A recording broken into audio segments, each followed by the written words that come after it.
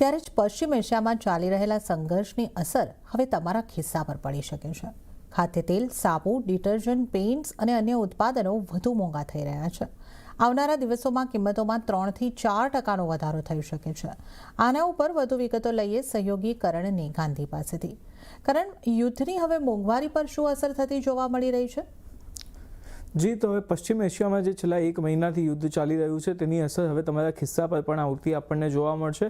આપણે ક્રૂડમાં એક ખૂબ જ ઉછાળો જોયો, રૂપિયામાં નરમાશ જોઈ. હવે આ બધા જ કારણો એકઠા થઈ ગયા છે. હવે એને કારણે હવે જે FMCG બ્રાન્ડ્સ છે, આપણી જે ઘરઘરાવની વસ્તુઓ છે જેની આપણને દરરોજ જરૂર પડે છે, તે પણ હવે ક્યાંક ને ક્યાંક મોંઘી થઈ શકે છે તેવા આપણને આજે સમાચાર આવતા દેખાયા છે. FMCG સાથે જ જે કન્ઝ્યુમર ડ્યુરેબલ્સ છે, ઇલેક્ટ્રોનિક આઇટમ છે, તે પણ અહીંયાથી મોંઘી થવાની પૂરેપૂરી શક્યતા છે. અને આ વધારો જે છે તે 3 થી 4% જેટલો રહી શકે છે.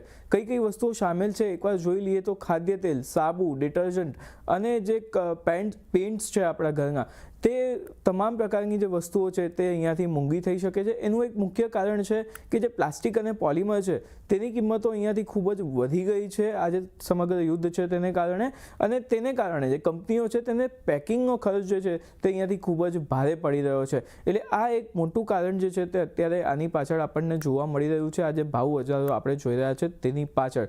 સાથે જ હવે જે બિસ્કિટ અને કોલ્ડ ડ્રિંક જેવી બ્રાન્ડ્સ છે તેની કિંમતો તો અહીંયાથી વધી જ શકે છે, પરંતુ જો કિંમતો નથી વધતી તો અમુક બ્રાન્ડ જે છે તેમણે અત્યારથી જે વજન છે તેમનું એક પેકેટમાં તેને ક્યાંક ને ક્યાંક ઓછું કરવાની શરૂઆત કરી દીધી છે. એટલે ઇનડાયરેક્ટલી કે ડાયરેક્ટલી વસ્તુઓ જે છે તે મોંઘી થઈ રહી છે અને આ યુદ્ધની અસર સીધી તમારા ખિસ્સા પર આવી રહી છે.